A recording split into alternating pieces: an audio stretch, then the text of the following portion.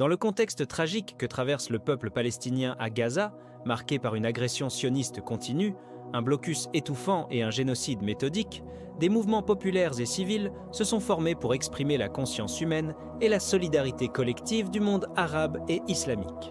La caravane de la résistance pour briser le siège de Gaza et stopper le génocide est l'une des initiatives les plus marquantes, incarnant la volonté des peuples libres. Ces derniers ne se contentent plus de discours ou d'un simple suivi médiatique, mais cherchent réellement à apporter un soutien concret et sur le terrain à leurs frères assiégés, même de manière modeste. Le comité de coordination de cette caravane a publié un communiqué adressé à l'opinion publique ainsi qu'aux autorités officielles des pays concernés, en tête desquels figure la République arabe d'Égypte. Le communiqué insiste sur le fait que la caravane ne porte aucune hostilité à l'encontre d'un quelconque pays arabe et n'a aucunement l'intention d'interférer dans les affaires internes de ces pays, en particulier de l'Égypte, considérée comme la grande sœur et un acteur central dans la dynamique du conflit arabo-sioniste. Il précise que cette initiative est purement humanitaire, dénuée de toute motivation politique ou intérêt partisan.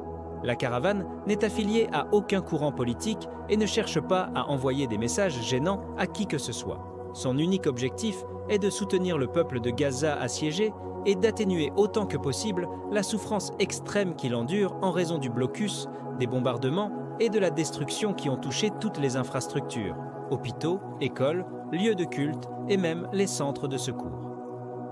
L'élan pour briser ce blocus ne vient pas d'un esprit de confrontation, mais d'un sens du devoir humanitaire.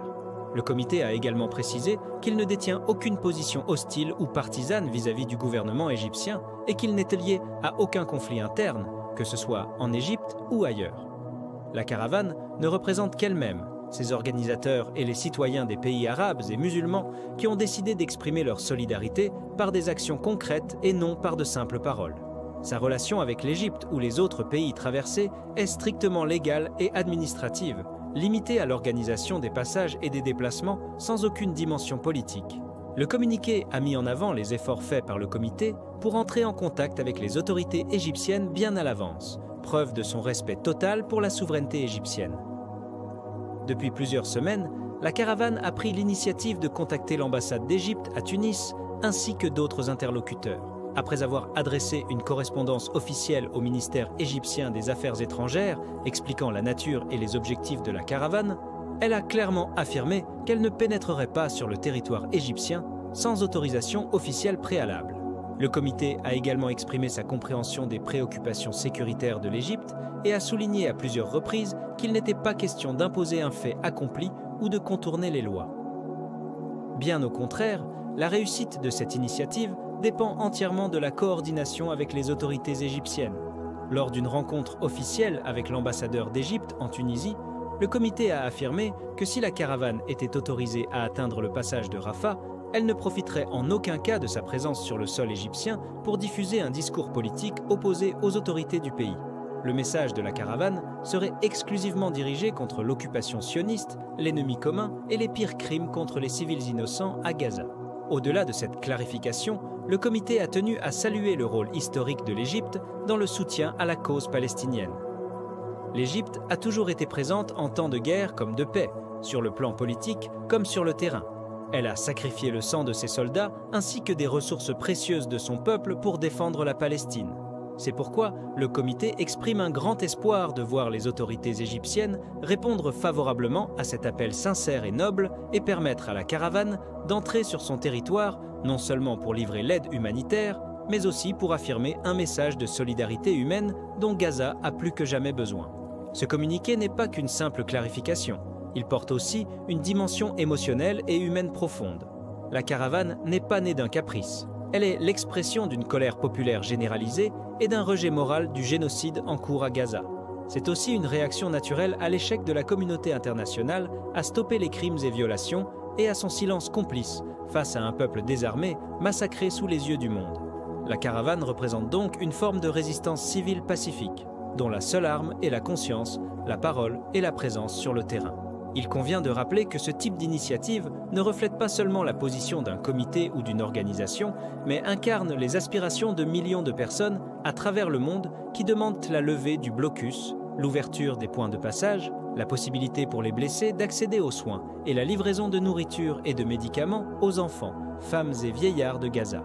Ces principes ne doivent en aucun cas être interprétés comme une atteinte à la souveraineté des États, mais plutôt comme une invitation sincère à la coopération entre les peuples et les gouvernements au service de l'humanité et de la justice.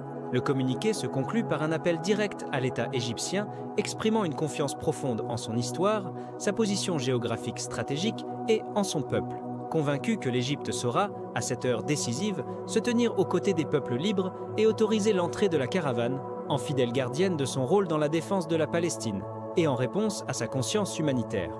Le comité exprime également sa confiance dans le peuple égyptien qui s'est toujours trouvé à l'avant-garde des nations arabes, soutenant la Palestine et portant cette cause dans son cœur et dans sa mémoire collective. Le communiqué se termine par un appel unifié à l'Égypte et à tous les pays que la caravane traverse, soulignant que nous vivons un moment crucial qui exige de chacun de se hisser au niveau du défi éthique et humain. Gaza n'a plus besoin de déclarations de condamnation, mais d'actions concrètes, ouvrir les points de passage, faciliter les caravanes, soutenir les institutions humanitaires ou encore adopter des positions de principe dans les forums internationaux. Cette caravane n'est pas une fin en soi, mais le début d'un mouvement plus large qui redonne vie à la solidarité arabe, brise le mur du silence et prouve que les peuples ne sont pas morts, que la conscience de la nation est encore vivante et que la dignité de l'homme arabe est intimement liée à la liberté de la Palestine, à la dignité des habitants de Gaza et à leur résistance face à la plus brutale force d'occupation du monde moderne. La caravane de la résistance n'est pas une initiative isolée d'un seul pays, mais bien le fruit d'une solidarité collective qui dépasse les frontières.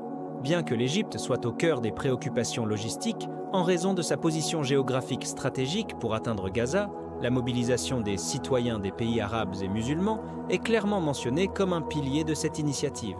La Tunisie était spécifiquement citée comme un point de contact important pour la caravane. C'est à Tunis que le comité de coordination a entrepris de contacter l'ambassade d'Égypte et d'adresser une correspondance officielle au ministère égyptien des Affaires étrangères. Cela met en lumière le rôle actif de la Tunisie, non seulement dans l'organisation et la préparation de la caravane, mais aussi dans les démarches diplomatiques initiales pour faciliter son passage. Au-delà de la Tunisie, l'esprit du mouvement est celui d'une mobilisation panarabe et islamique. Le texte fait référence aux autres pays traversés par la caravane, impliquant une logistique et une coordination plus large. Cette dimension multiple renforce l'idée que la caravane est l'expression d'une conscience collective et d'un rejet généralisé de la situation à Gaza, transcendant les particularismes nationaux. En somme, la participation de la Tunisie, ainsi que d'autres nations arabes et musulmanes, est essentielle à l'identité et à la portée de cette caravane. Elle incarne une volonté populaire de ne pas rester passif face aux souffrances des Palestiniens, mais d'agir concrètement pour apporter un soutien humanitaire et exprimer une solidarité active. Merci infiniment d'avoir regardé cette vidéo jusqu'à la fin. Si vous êtes encore là, c'est que vous faites partie des vrais soutiens de la chaîne.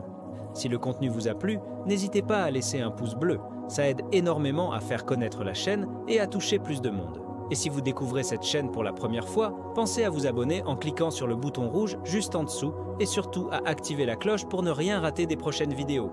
Vous avez des idées, des remarques ou des questions? L'espace commentaire est là pour ça. Je lis tout et j'essaie de répondre au maximum. Partagez aussi la vidéo avec vos amis ou sur les réseaux sociaux si vous pensez qu'elle peut être utile à d'autres personnes.